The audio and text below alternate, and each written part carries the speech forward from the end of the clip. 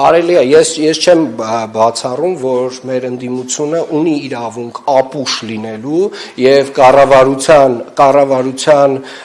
փաստացի պարտականությունները վերագրի որպես ընտրակաշառք։ Կներեք ավարտեմ։ Հայաստանի Հանրապետության կառավարությունը 2018 թվականից սկսած 8 տարվա ընթացքում գրեթե ամեն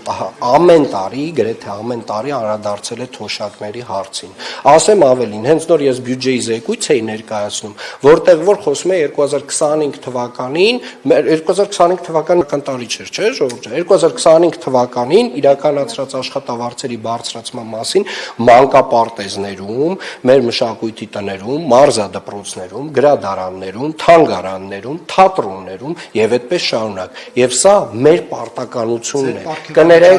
Կներեք, սա մեր պարտականությունն է եւ իրականում Հայաստանի ասեմ ավելին 2025 թվականին Երևանի քաղաքապետարանի բոլոր աշխատակիցների, ենթակառույցների բոլոր աշխատակիցները, կանաչապատման, ԵԱՍՄ աշխատակիցները ունեցել են առողջապահական ապահովագրություն։ Դե հիմա կարան գնահատենք։ Դրանից առաջ ասել էր թոշակառուն ինչ պետք է անի, որ այդ 10,000 դրամով բարձրացնենք թոշակը, իսկ նախընտրական շրջանում բարձրացվեց խոսքը սրա մասին։ Ես գիտեմ մի բան, սա եղել է կառավարության հետևողական աշխատանքը, ամեն տարի է այս տեսակ աշխատանք իրականացվել եւ այս տեսակ աշխատանքը կոչվում է առհասարակ կառավարության լավ աշխատանք։ Պարոն Ավինյան, ձերս էմոցիոնալ ելույթը, հա, որ պետք է բոլոր ընտրակեղծարարները, ենթադրյալ ընտրակեղծարարները, ես ասեմ, պատժվեն, հետաքրքիր է, իշխանությունները ինչ էին անում այս 2 ամսվա ընթացքում, երբ որ հակակոռուպցիոն կոմիտեն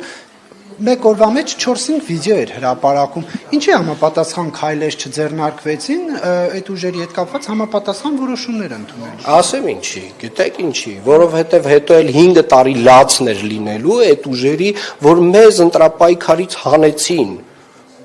Թող մնային ու այ հենց ասենց պետք է իրանք պարտվեին ընտրությունները, ընտրակաշառք բաժանելով պետք է պարտվեին, որ բերանները նույնիսկ լեզու չմնար։ Ու հիմա բերանները լեզու չի մնացել։ Եվ այո, նրանք պատժվելու են։ Այո, պատժվելու են համակարգային եւ Հայաստանի Հանրապետությունից ընտրակաշառք բաժանողների տեսակը վերանալու է։ Շնորհակալություն։